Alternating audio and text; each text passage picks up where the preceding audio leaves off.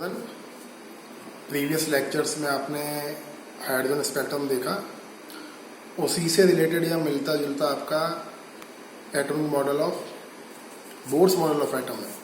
Clear है, important है, आना ही है। अगर एक चैप्टर आना है आपके यूटीज वगैरह में 101% ये पूछते हैं। देखिए बहुत सिंपल है, कुछ पॉइंट्स पुराने हैं 9th के, कुछ पॉइंट्स नए हैं। फर्स्ट पॉइंट बोलता है electron revolve around of nucleus in shell. Electrons जो हैं न्यूक्लियस के अराउंड ऑफ शेल में रिवॉल्व करते हैं, कोई दिक्कत नहीं। These shells are called energy shells. इन शेल्स को हम एनर्जी शेल्स बोलते हैं। एनर्जी शेल्स क्यों बोलते हैं? बिकॉज एनर्जी ऑफ शेल्स और इलेक्ट्रॉन रिमेन कांस्टेंट और सेम। व्हेन इलेक्ट्रॉन जंप, जब आपका इलेक्ट्रॉन वन शेल से दूसरे शेल में जंप करता है तो या तो एनर्जी एब्जॉर्ब होती है या एनर्जी रिलीज होती है। जैसे ध्यान से देखिए, अगर आपका इलेक्ट्रॉन लोअर शेल से अपर शेल में जाएगा, जैसे के से गया आपका एल में, याद है आपको के एल एम एन ये सब, के से अपर शेल में गया तो इलेक्ट्रॉन क्या करेगा? एनर्जी को एब्जॉर्ब करेगा। अगर इलेक्ट्रॉन हायर शेल से लोअर शेल में आया, जैसे एल शेल से के शेल में आ रहा है, तो एनर्जी रिलीज करेगा। तो यहाँ एनर्जी चेंज कब होगा?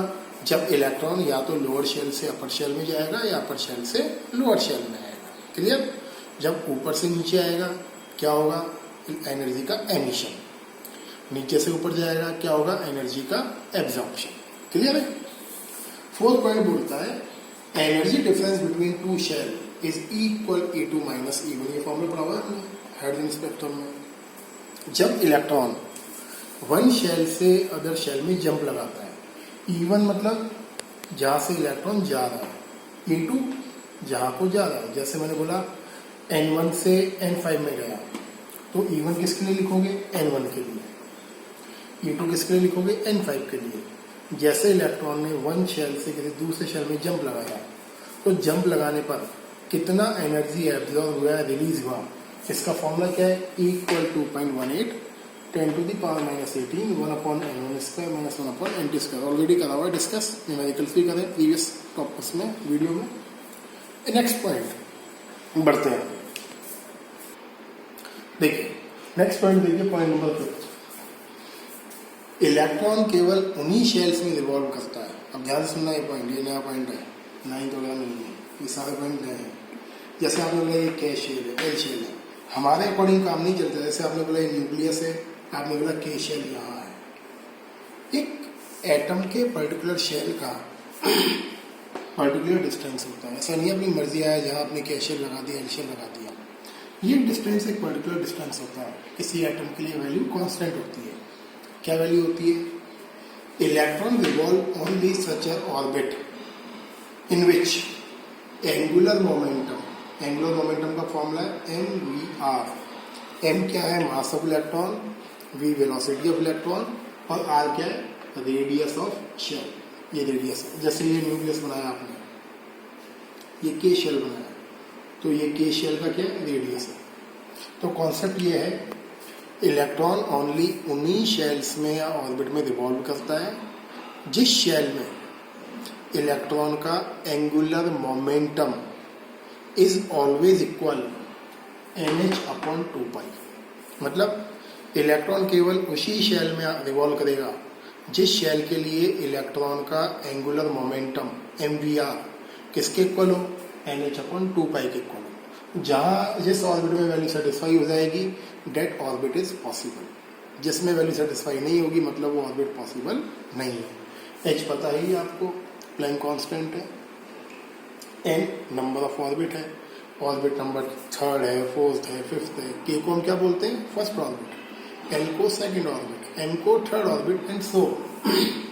अगला पॉइंट देखिए, अगर आपको किसी ऑर्बिट की रेडियस कैलकुलेट करना है, जैसे आपको बोला के शेल का रेडियस क्या है, तो रेडियस का फॉर्मूला है 52.9 पिकोमीटर, पीएम को हम बोलते हैं पिकोमीटर।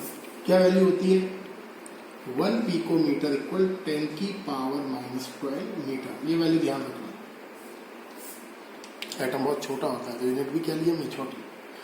तो radius equal 52.9 picometre into N square upon Z.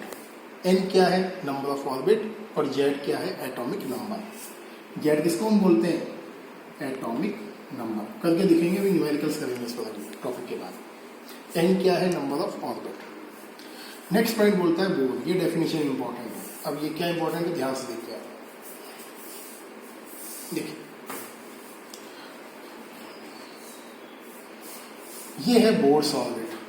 अगर आपका एटम हाइड्रोजन है, आपने एटम लिया हाइड्रोजन, हाइड्रोजन का एटॉमिक नंबर क्या होता है? 1। मतलब हाइड्रोजन में क्या होगा? ओनली फर्स्ट शेल के। ओके, तो के शेल का जो रेडियस है उसको हम बोलते हैं बोर्स ऑर्बिट। समझ लीजिए ध्यान से। रेडियस ऑफ के shell of hydrogen atom is called Bohr's orbit, because Bohr's का पूरा atomic model totally based on hydrogen atom. अब देखिए हाइड्रोजन का एटॉमिक नंबर क्या है? 1। ये 1 लगा दिया मैंने। शेल का नंबर के क्या है? वो भी 1 है, तो आपने क्या लगा दिया? 1 का स्क्वायर। तो क्या आएगा? सॉल्व हो गया 52.9 पिकोमीटर। ये क्वेश्चन डायरेक्टली पूछते हैं, define Bohr's orbit and what its value.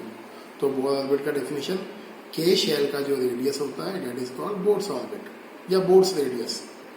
The value of radius is 52.9 picometre. एक और last point, when electron revolve in same shell, जब इलेक्ट्रॉन सेम शेल में रिवॉल्व करता है उस केस में इलेक्ट्रॉन या ऑर्बिट का एनर्जी इक्वल होता है -RH1/n²। ये फॉर्मूला भी आपने पढ़ा हुआ है। देखिए क्या फॉर्मूला पढ़ा था आपको याद है? आपने फॉर्मूला पढ़ा था हाइड्रोजन स्पेक्ट्रम में, इक्वल -2.18 10 की पावर -18 1/n²। पढ़ा हुआ है फॉर्मूला। ये और ये फॉर्मूला सेम है। ये जो वैल्यू है ये, इसको हम बोलते हैं रिडबर्ग कांस्टेंट, जूल्स। सही है बेटा? तो ये सारे पॉइंट आपके हाइड्रोजन एटम के मॉडल के हैं। कौन सा मॉडल है? Niels bore atomic model of atom. 101% आएगा। क्लियर है? आगे बढ़ते हैं, कुछ न्यूमेरिकल करते हैं।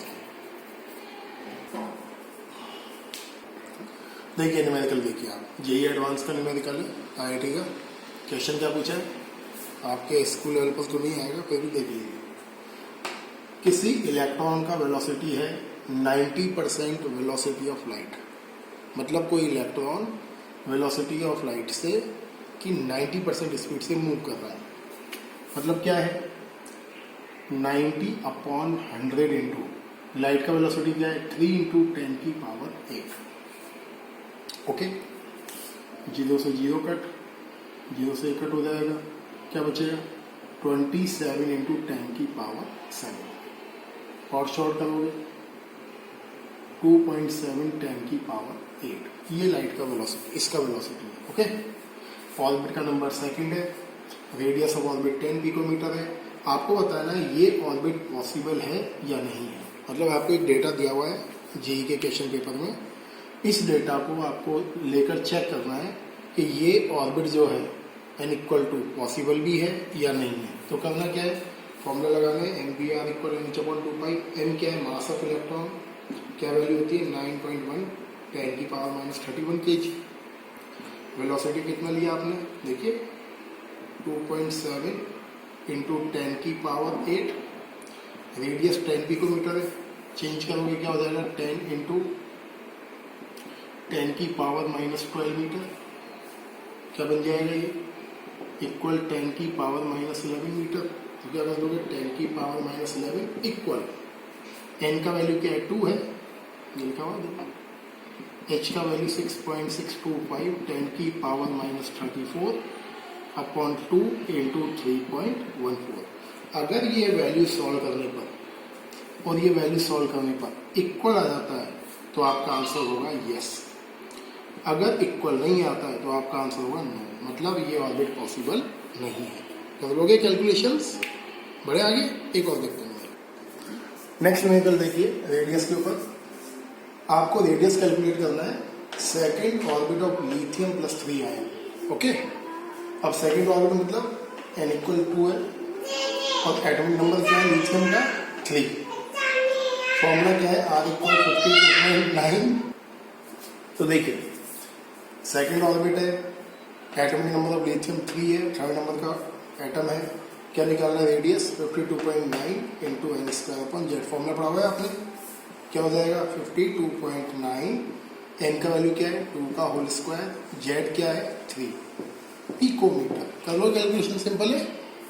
सेकंड देखिए, calculate radius of first orbit of hydrogen atom. Hydrogen atom के फर्स्ट ऑर्बिट का रेडियस निकालना है। फर्स्ट ऑर्बिट मतलब एन का वैल्यू 1 है। हाइड्रोजन के लिए एटॉमिक नंबर क्या होता है बेटा 1, फॉर्मूला लगाया आपने। अगेन क्या हो जाएगा 52.9, जेड का वैल्यू 1, एन का वैल्यू 1 का स्क्वायर, कुल क्या हो जाएगा 52.9 पिकोमीटर। एक और वर्ड क्या बोलते हैं इसको, अभी बताया था मैंने, क्या बोलते हैं बोर्स रेडियस। ओके, कर लो न्यूमेरिकल, चलते हैं अगले न्यूमेरिकल। देखिए एटॉमिक मॉडल हो गया बोर्स का, इसके अचीवमेंट क्या है देखिए आप। अब इसको कोरिलेट करिए रदरफोर्ड मॉडल से। रदरफोर्ड मॉडल ने हमें ये नहीं बताया how the atom is stable.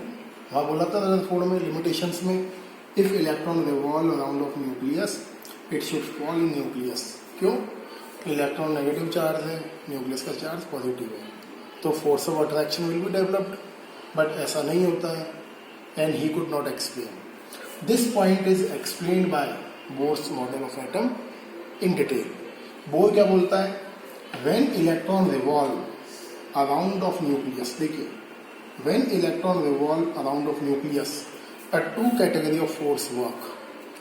First one centripetal, spelling देख लीजिए, CENTRIPETAL, centripetal force. Centripetal force कहाँ लगता है towards the nucleus, and one force work centrifugal force away from the nucleus. These two force balance each other, due to which electron revolve around the nucleus easily. Okay? देखिए second point, with the help of this model we can calculate energy of shell and radius of shell easily. हम ये बता सकते हैं कि किसी shell का energy कितना है, फॉर्मूला पढ़ा हुआ है आपने एनर्जी निकालने का। We can find out radius of shell. Third point, this model can explain hydrogen spectrum successfully. जो इस मॉडल के अचीवमेंट है वही पॉइंट रदरफोर्ड मॉडल के ड्रॉबैक है। तो ये सारे ड्रॉबैक किसके, रदरफोर्ड मॉडल के, अचीवमेंट किसके, निल्स बोर मॉडल के। क्लियर है? अब देखते हैं निल्स बोर मॉडल के ड्रॉबैक क्या है। ड्रॉबैक के बाद आप पढ़ोगे अभी प्रेजेंट कंडीशन का highly advance model, quantum mechanical model. बढ़ते हैं आगे। देखिए ड्रॉबैक देखिए आप बोर्स मॉडल ऑफ एटम के ड्रॉबैक्स, मैंने बोला ये सबसे इंपॉर्टेंट ड्रॉबैक्स ही हैं। फर्स्ट ड्रॉबैक है it not explain spectrum of multi electronic atom. मैंने बोला भी था आपको एटम का जो मॉडल है निल्स बोर का, that was only applicable on hydrogen atom, because even अभी तक हम मल्टी इलेक्ट्रॉनिक एटम के स्पेक्ट्रम को कंप्लीटली स्टडी नहीं कर पाए, because spectrum of multi electronic atom is very very complex. क्यों? जैसे एग्जांपल लिया आपने oxygen, oxygen carry 8 electrons. 8 electrons का जो स्पेक्ट्रम है that we obtain is very very complex beyond the level of study. Clear है? ये फर्स्ट ड्रॉबैक है। Means the model of Nils bore of atom is only applicable on hydrogen. Second point, when we pass electromagnetic radiation in magnetic field, EMR split in small lines. EMR क्या करता है, छोटी छोटी lines में break हो जाता है, इसको बोलते हैं जी-मैन इफेक्ट। ये ध्यान रखना definition. Similarly when we pass EMR in electric field, it again split in small lines. इनको बोलते हैं Stark effect, STARK, Stark effect. ये दोनों इफेक्ट EMR शो क्यों करता है, ही कुड नॉट एक्सप्लेन। ये ड्रॉबैक है। ड्रॉबैक नंबर थर्ड, अभी तक आपने फॉर्मूलाज पढ़े हैं 10th में मॉलिक्यूल्स के, जैसे वाटर का मॉलिक्यूल H2O, कार्बन डाइऑक्साइड का formula CO2। Each molecule carry specific shape, सभी मॉलिक्यूल का अलग अलग शेप होता है। जो मॉडल है एटम का, ये Nils bore of model of atom, it could not explain what is the shape of molecule, किसी मॉलिक्यूल का शेप क्या है ये मॉडल हमें नहीं बताता। और सबसे बड़ा प्रॉब्लम बोला मैंने, जो लेटेस्ट मॉडल पढ़ोगे आप क्वांटम मैकेनिकल मॉडल, उसका साइंटिस्ट है ये हाइजेनबर्ग, नाम सुन लीजिए, हाइजेनबर्ग। क्लियर? नील्स बोर क्या बोलता है, electron revolve around of nucleus in definite path और सर्क्यूलर पाथ। सुना ये पॉइंट? इलेक्ट्रॉन न्यूक्लियस के चारों ओर सर्कुलर पाथ में मूव करते हैं। हाइजेनबर्ग बोलता है we can not decide the shape of path. आप ये कह नहीं सकते कि इलेक्ट्रॉन का पोजीशन डेफिनेट है, electron revolve in a definite radius, and this point was the main point on which that this model was totally flopped। मतलब quantum mechanical model में ये पढ़ोगे आगे जाकर। मतलब आज के सिनेरियो में अगर हम पूछे कोई हमसे is electron revolve around of nucleus in a definite radius, तो हमारा आंसर है नो, बिकॉज जो लेटेस्ट मॉडल है एटम का वो क्या बोलता है, इलेक्ट्रॉन कभी भी डेफिनेट रेडियस में रिवॉल्व नहीं करता है, उसका पोजीशन कंटिन्यूस चेंज होता है according to quantum mechanical model. ये पढ़ेंगे अगले टर्म पर। Okay, thank you and have a nice day.